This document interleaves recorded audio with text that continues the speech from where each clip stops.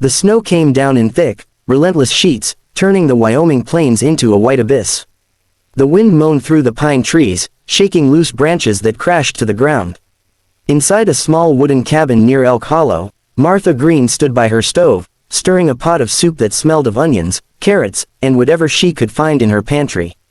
Her little radio buzzed with static until the voice of the county announcer broke through, warning of a record-breaking snowstorm and road closures across 3 counties. Martha shook her head. She'd seen storms before, but something about the way the wind screamed against her window felt different, angrier, colder, more determined. Not a night for man nor beast, she murmured to herself, ladling a bit of broth into her chipped bowl to taste. It needed salt, but she didn't have much left. She sighed and turned toward the window. The world outside was an endless blur of white. Then came the sound, 3 hard knocks on her door. Sharp, urgent. Martha froze, spoon midair. No one came this far out during storms like this. The knocking came again, louder this time, followed by voices, muffled, panicked. She pulled her shawl tight and opened the door a crack, only to be hit by a blast of icy wind and a blur of figures stumbling toward her. "Please," one of them shouted over the gale. "Our cars slid off the road, we need shelter." Martha's eyes widened. There were 15 of them, men and women, shivering, covered in snow, dressed in clothes far too fine for a night like this. Their coats were tailored, their boots polished, but their faces were pale with cold and fear. The man at the front had gray hair slicked back from melting snow and a suit that cost more than her cabin. "We got lost trying to reach Jackson Hole," he said, his breath steaming in the air. Martha blinked. "Lord have mercy, y'all look half frozen. Get in before the storm swallows you." She stepped aside, and they hurried inside, stamping their feet and rubbing their hands together. Her little cabin suddenly felt smaller than ever, filled with the smell of damp wool and perfume. They looked around at her modest home, crooked shelves filled with old books, a threadbare rug, a wood-burning stove, and a single couch patched more times than she could count. One of the women, tall and elegant, removed her gloves and whispered, "It's cozy." "It's home," Martha replied, already gathering blankets from a chest in the corner. "Ain't got much, but you can sit by the fire. Soup's almost done." As she moved about, the strangers sat down awkwardly on the floor or leaned against the walls, trying to warm their hands. The man with silver hair tried to offer her money, but Martha waved it off. "Keep your cash, son. It won't help you here. Heat and kindness are free tonight." A few of them chuckled softly, though embarrassment flickered across their faces. They weren't used to being refused, or saved by a woman who scrubbed floors for a living. Martha ladled soup into every cup and bowl she owned, even one chipped mug she usually kept for watering her plants. They accepted the food gratefully, their shaking hands steadying as they sipped the hot broth. Conversation began slowly, but it grew warmer as the hours passed.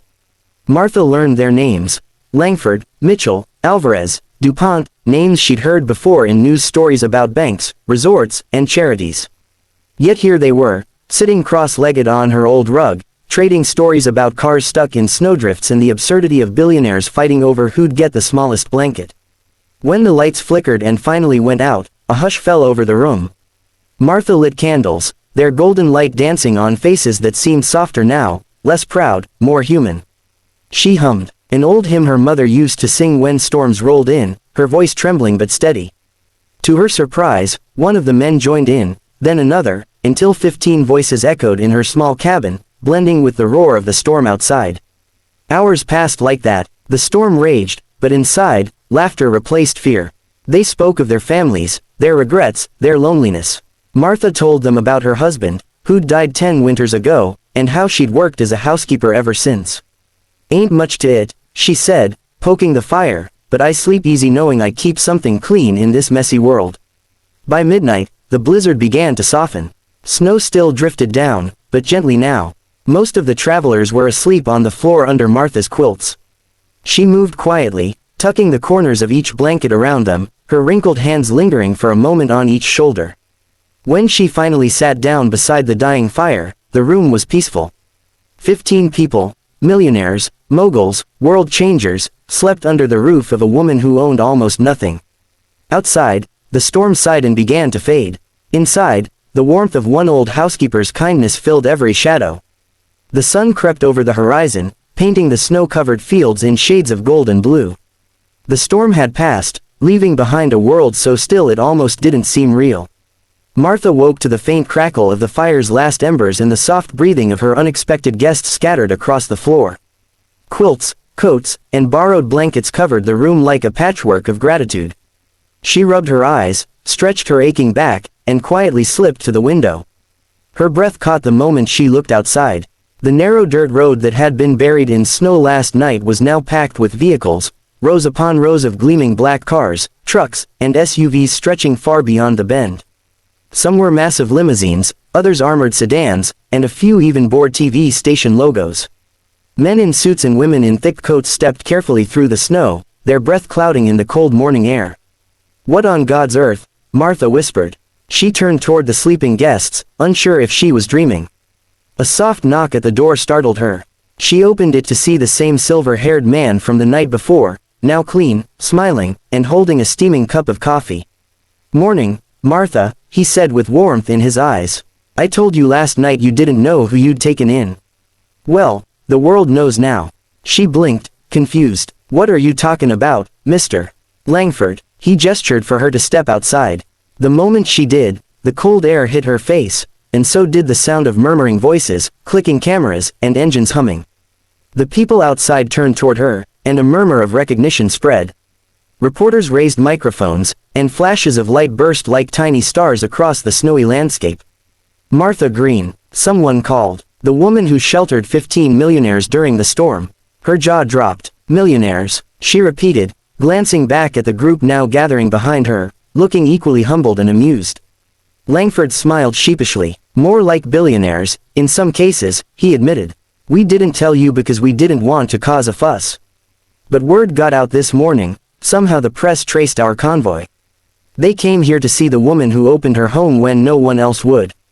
Martha stared at the sea of cars, her heart thudding. "Good heavens, I just did what anyone would have done." "Not everyone would," said a woman stepping forward, the same one who'd called her home, cozy, the night before. "You didn't hesitate, Martha. You didn't ask for a name or a dime. You just saved us." Before Martha could respond, a group of men began unloading boxes from the vehicles, brand new appliances, furniture, groceries, and bundles of firewood. A camera crew filmed as they carried them to her porch. Another man, tall and well-dressed, handed her a small velvet box. Inside was a golden key engraved with her name. "That's the key to your new home," he said softly.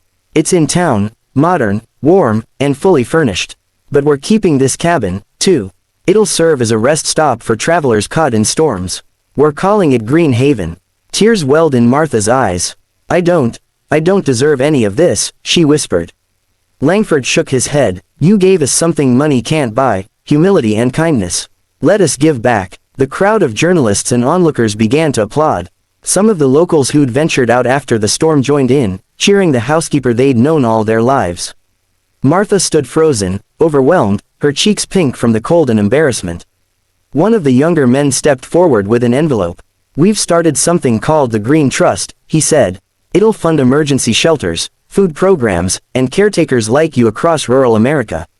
She took the envelope with trembling hands, her throat tightening. "You folks are too kind," she managed. "But truth be told, I was just scared you'd freeze on my porch." Laughter rippled through the crowd. Langford placed a gentle hand on her shoulder. "Sometimes it takes a simple act from a simple soul to remind the world what matters." When the excitement finally began to fade, and the cars slowly pulled away, Martha stood alone on her porch watching the sun climb higher. The snow sparkled like a field of diamonds, and her breath came out in small clouds of wonder. She could still see the tire tracks winding down the road like trails of gratitude left behind. She turned back into her cabin, where the smell of soup lingered faintly in the air. The quilts were still scattered, the candle stubs melted to the holders. Martha smiled to herself and whispered, "Guess I better make another pot." You never know who the snow might send next. Outside, the last of the cars disappeared beyond the ridge, and the cabin stood quiet again, but not lonely. Somewhere far away, news anchors spoke her name, and people she would never meet felt a little warmer just knowing she existed.